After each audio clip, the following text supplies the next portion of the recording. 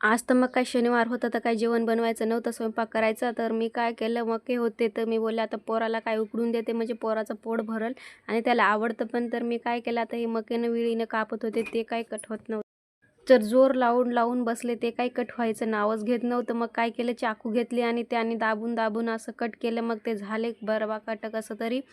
तर आता काय करते, त्याला कुकरला ठेवते आणि मीठ टाकते आणि 3-4 शिट्ट्या पटकन असं काढून घेते. म्हणजे कसं माझ्या मागचं टेन्शन कमी व्हायचं. नाही तर काय, मग नवरा येईल, भूक लागले करेल, मग त्याच्यासाठी काहीतरी बनवायला पाहिजे. शनिवार म्हणजे आज काहीतरी उपवासाचं बनवायला पाहिजे, नाही तर त्यांना काय भूक सहन होत नाही. तर आता मी बोलले ते शिट्ट्या होत आहेत तोपर्यंत छोट्याचं होमवर्क करून घेते. म्हणजे तो आला ना की मग दोघांचे भांडणं चालू होतात. मग हे त्याने टी व्ही लावली, ते लावली, हे लावली चालू होतं. तोपर्यंत ह्याचं करून घेतलं म्हणजे डोक्याला टेन्शन नाही.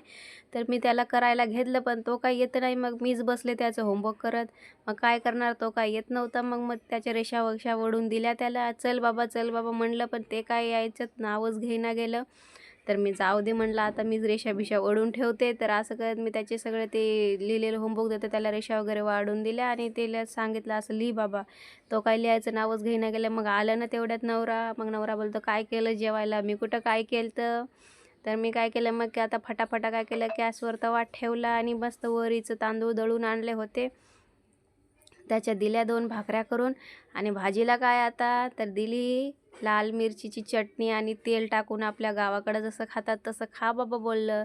तर काय देणार, आणि पटकन होतं तरी काय भाजीला. त्यामुळे मी आता उपवास म्हणलं की टेन्शनच असतं काय. तर बघा, एक आमच्याकडे ना ह्याच्यामध्ये भाकऱ्या बनवतात, तुमच्याकडे काय बनवतात का ह्याच्यामध्ये सांगा मला. ह्याला आमच्यातनं काटवड बोलतात, तुमच्यात काय बोलतात ते कमेंट करून जरूर सांगा.